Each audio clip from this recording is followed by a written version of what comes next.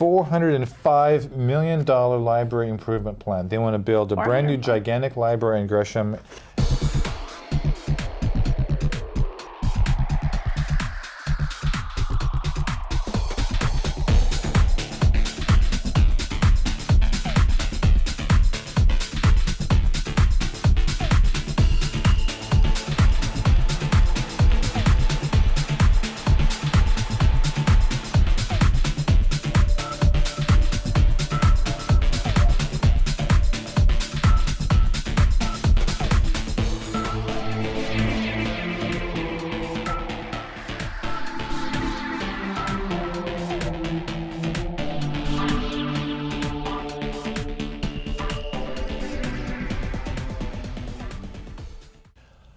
Hi, welcome to Canfield and Company. I'm your host, Rob Canfield.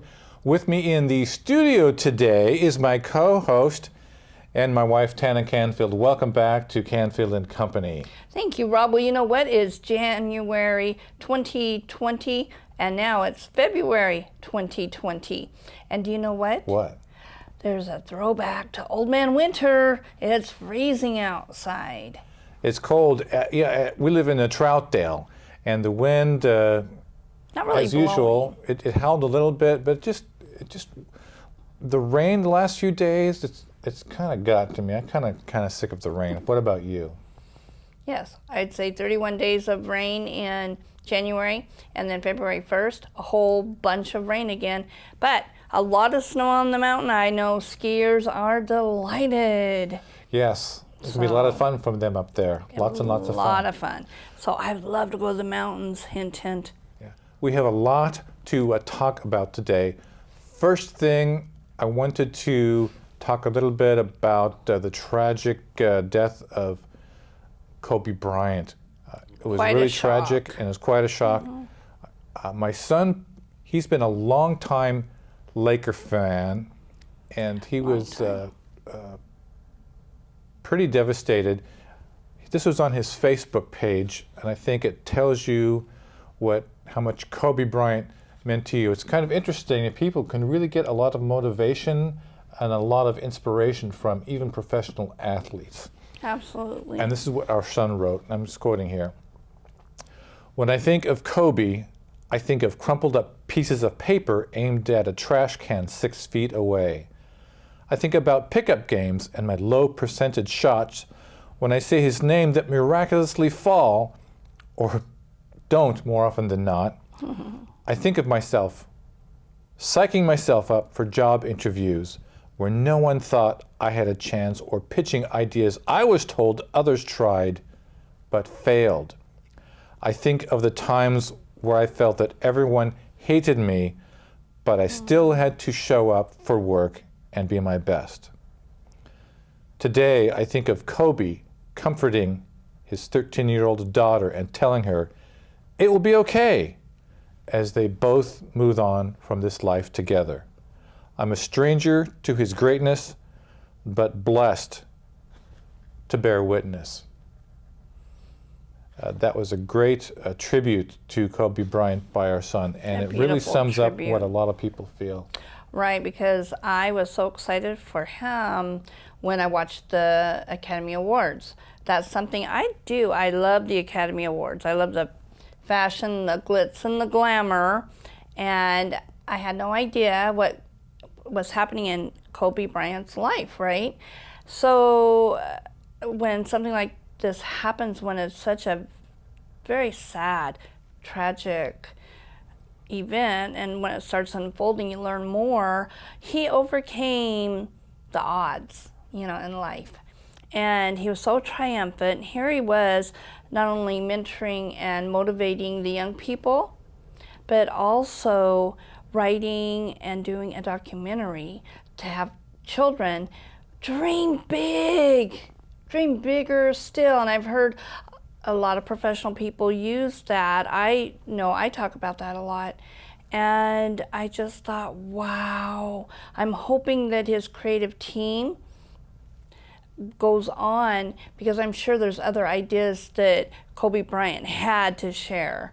And I just hope that his vision keeps going. Absolutely. And unfortunately, there were 7 other people on the helicopter, and it's just a tragedy. Families are going to be really hurting for a long time in what, in my opinion, was a totally avoidable accident. And a lot of experts on YouTube are pointing out, professional pilots, professional helicopter pilots pointing out, this pilot, this is our opinion, this pilot made a mistake. He should never have been flying in that kind of weather. No, and you know, Rob, one of the things I don't understand is you always check the weather, and in the winter time especially, weather changes. Weather changes fast. And when you are going towards mountains and you're seeing fog, instead of him, he, I guess, circled a number of times, and I just wish he would have thought, nope, I'm getting out of here, I'm going to circle back. Yeah. But in hindsight, it's always easier. But at the time, I'm sure he made what he thought was he thought he was going higher and going to land the helicopter safely. Right. Now, the experts I've listened to on YouTube said there's the 2 main causes of crashes in helicopters. Number 1 is wires near the ground, power lines or wires they can't see, and number 2 is flying into clouds or weather or fog. 2 biggest killers of helicopters. So, in all, it was an unfortunate accident that could have been avoided, but it's still a tragic loss for the families involved. I feel really bad. I don't know how you would get over someone in an accident like that. No, and our hearts and prayers, of course, have been with Vanessa, his wife, and the other 3 daughters. I'm sure for them, it's not only devastating, but it's shocking when you just celebrated all these holiday events together. Right. And the next thing you know, he's gone. So that has to be just a very tough time. Situation. And Yeah. we just pray that they'll be, getting a handle on it with some peace and serenity in their lives. Well, that's it for this first segment on today's show. We will be right back after this with some more topics on Canfield and Company.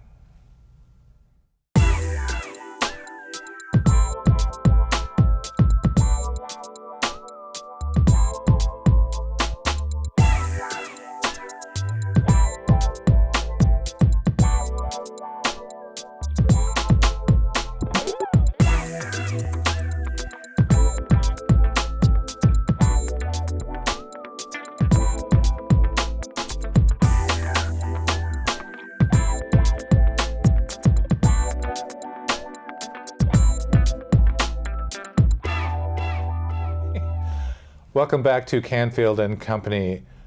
I'm Rob Canfield, your host. This is my co-host, Tana Canfield. We're going to totally switch gears and talk about the Super Bowl. We are recording this the day after the 2020 Super Bowl. Here's the headline in most of the newspapers and online sites today. Super Bowl halftime show, Jennifer Lopez slides down stripper pole, crotch grabbing galore. We watched that, and I first of all was thinking the stripper pole culture has finally reached Super Bowl halftime, and we're seeing crotch shots, we're seeing all sorts of booty shaking. What were your thoughts on the halftime show? Oh, I'm so glad that you asked. Number 1, I did tell you, I warned you. I said, I hope that Jennifer Lopez has the sound mind and great judgment, since the Super Bowl halftime show is a family event. All ages are watching this show. I hope that there will not be any pole involved. Now, upon the show beginning, Shakira did an amazing job, and I go, that's what the Super Bowl's all about. All right, so that was fun. She was doing some classical belly dancing. And I like belly dancing, so it's kind of getting me back into that exercise mode.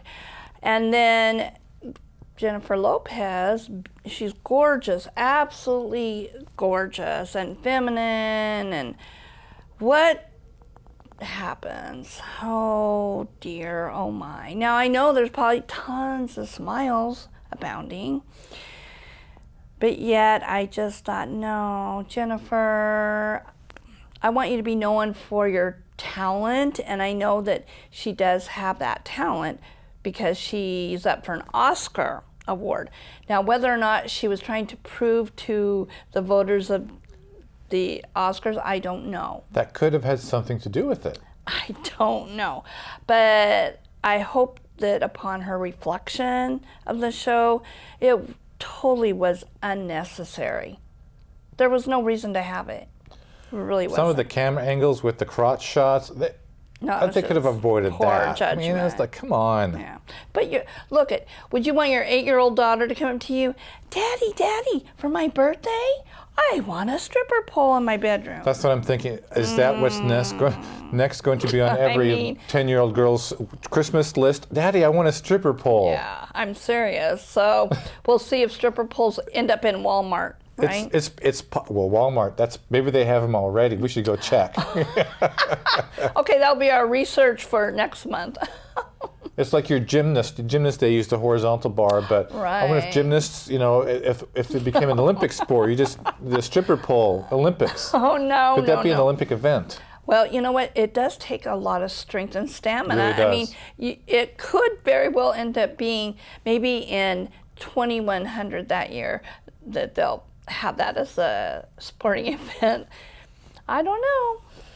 So we have another memorable, controversial Super Bowl halftime show. I think my favorite halftime show recently was... I love Bruno Mars. Bruno Mars was good, but Katy Perry, and they had the left shark who lost his timing on the dancing, and he was just...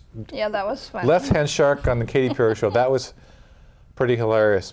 But it doesn't beat the Prince halftime show, the Michael Jackson halftime show. No. Those all will live in infamy. Classic, for sure. classic. So that's all we have for the Super Bowl, except I'll say this. I'm glad that Patrick Mahomes and the Chiefs finally got their second Super Bowl.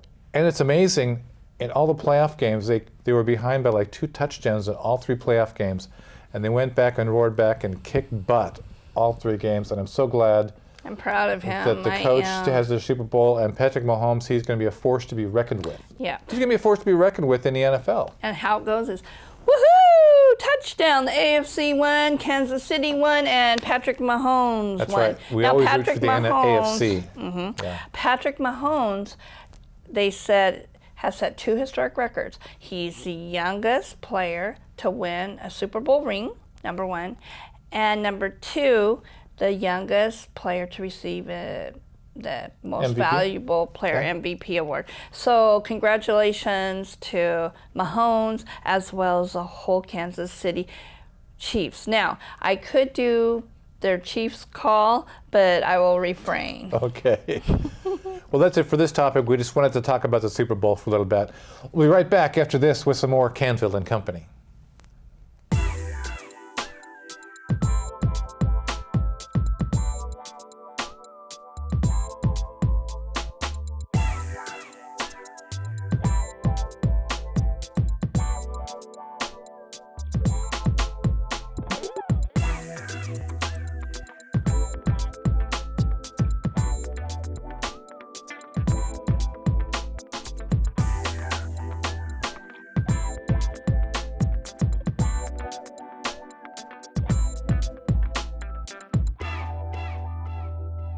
Welcome back to Canfield and Company. I'm your host, Rob Canfield. With me today, my co-host and my wife, Tana Canfield.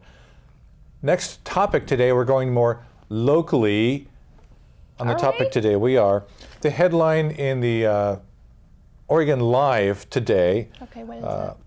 Multnomah Libraries on track for major upgrades, new flagship library in Gresham area.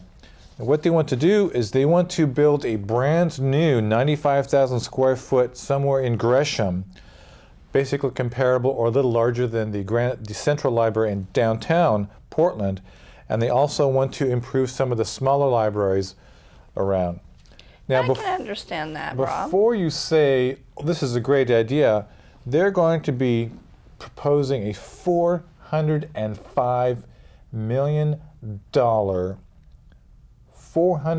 million library improvement plan to put before county voters. Okay, let me... $405 million. Now, I'll let you have your piece. Let me tell my piece. They already have a library in Gresham.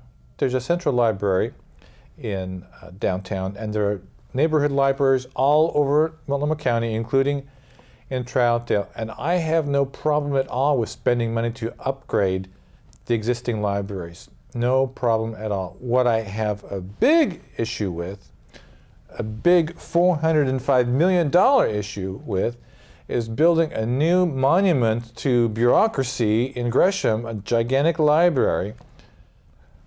I love going onto the Multnomah County Library site, and I can search in the comfort of my own home for books I like. I can search by title, by author, by subject, by all sorts of ways, and then I find books that I like, and I can put them on hold, and Multnomah County Library will actually move that book to the library closest to me, which is in Troutdale, and when it's ready, they send me an email, I get in my car, drive a short distance to the Troutdale Library, bam! I have my book. I think it's a great way to get your library books. And also sometimes, I like to go and browse in the library itself, but it's hard to tell exactly what you're looking for. That's what the online database is for, so you can look online to see what books you have. My objection to this is, yes, the county commissioners say yes, people use them for meeting spaces, for classes, for kids to have story time, all sorts of things. Now, here's some quotes from our commissioner in East County, Lori Stegman. She represents most of the eastern north part of Multnomah County. She said she's so excited about the critical investment the proposal calls for. She said when she talks to constituents about libraries, faces light up and people tell me how important and how beloved our libraries are to them. And I agree with that. She also says that wait times to use a computer in East Multnomah County's library are unacceptably long, and building a new flagship library would send the message that the county sees and values the families who live in East County.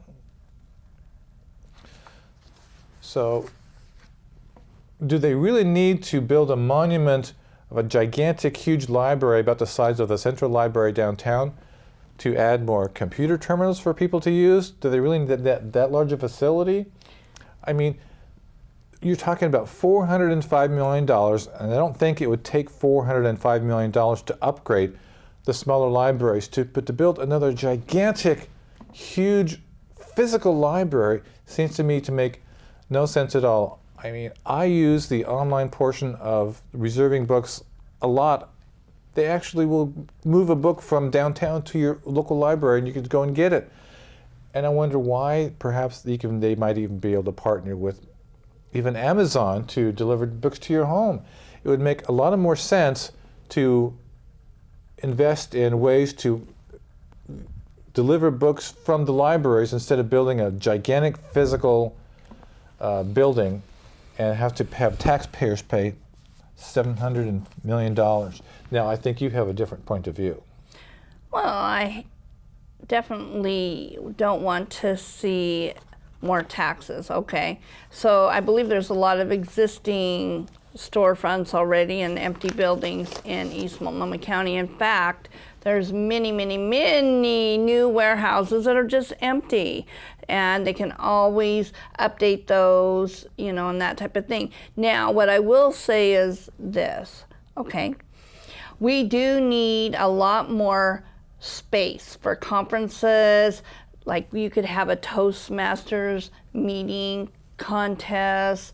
We could be much more competitive worldwide. I, for one, love the downtown library, but guess what, Rob? The downtown library, it's a landmark. It's made of marble. Do you realize that? We cannot afford marble and that type of thing. No, I don't think we need this huge, huge library in Gresham. But what I will say is let's partner maybe with existing buildings that are already erected and not being utilized, and then maybe some of those might have a second story. I would love to be able to look out and be able to use a computer, do some creative writing and that type of thing, being able to also have the outside. And it's more like, let's kind of utilize it for somebody maybe wanting an office, you know, and not charging, but having those opportunities to them. And what about this? Instead of building a giant library the size of the downtown central library, just so people can have uses to terminals, why don't they check out from the library devices? Laptops, Right, okay. phones, Can you do that? devices. Why couldn't you do Headphones? that? I don't Phones, know. laptops. Why couldn't you? Why couldn't you? Could I why check couldn't- out Bose headphones? Why couldn't the library check out a tablet? Why couldn't the library check out Oh, I like this idea. a laptop? Or why couldn't the library check out any kind of device like this to help people read, even Kindles, that sort of thing? Right. Now, of course, there would be losses because some people wouldn't turn them in, but They used to have the library police. Do you remember that? yes, but the financial the financial downside of losing some tablets and computers would be much less minimal to building a $700 million Right. icon to bureaucracy. No, we don't need to spend more money, and goodness gracious, I think all of us are taxed so much anyway, but I believe that there's enough existing buildings around, not a problem. And Right. even to remodel some of those, bring them more up to date, and like I said, have more of a visual presence so that people can utilize them, like for their office, that type of thing. You bet. We're paying a lot of money in taxes. Well, let's get some benefit from it. Well, thank you, Lori Stigman, for speaking up on behalf of us out here in East Multnomah County. We do get left out. I myself don't want to be riding Max to go to downtown Portland, and I believe that recent news stories can tell you why. And you don't even have to go downtown to get a library, Rick. As I said, you can go online like I do. Well, here's a book I want. It happens to be at Central Library downtown. Put it on hold, and they'll ship it to Troutdale for me. Right. You don't even have to go anywhere. Right. So I love the libraries, and I have no problems in the library maybe pushing a much smaller bond measure just to upgrade and enhance the existing libraries. But I have a huge problem with spending money for another gigantic library the same size as do you know that all Central Library in East County. And I know they're saying, 24% of the population lives out in Multnomah County and they're underserved. It's not about how many people out there. It's how do you get the technology to people. And one way I think would be, don't build a bigger library. Have them check out laptops, tablets, Kindles, so that sort of thing. Why not use an existing building for storing those kind of devices, and then the libraries, the way they do it, they can have all that delivered. I mean, check out a tablet like a library book. Right, exactly. And like I said, back in the day, they actually had library mobiles for we would go and spend time just perusing and reading and checking out books, but they used to, believe it or not, come into the neighborhoods. Yes. So there's a lot of different ways to get the word out. That's a great idea. Maybe the library should bring back bookmobiles going to the neighborhoods, especially in East Multnomah County, where people don't necessarily own cars. Maybe they necessarily don't have a way to easily get to a library. Why not bring the bookmobile back to take them to the areas where people are low income? We had it when we were kids. They'd come to the neighborhood, and that's a great way to do it. Well, I enjoyed it. We're pretty much out of time for this segment, but that's it for this episode of Canfield and Company. Now, if you would like to say, "Oh, Rob, you're wrong on any of these items," or you want to say, "Tana, yeah, I like what you're saying, Tana," shoot us an email at rcanfield at robertcanfield.com. Again, our email is rcanfield@robertcanfield.com. If you'd like to see previous shows, check out our website, which is robertcanfield.com. We're also on Facebook under Canfield and Company, and we have a YouTube channel called Canfield and Company. And on behalf of the studio crew who helped us out today, Thank you very much. thanks, Tana, again, for being the co-host today.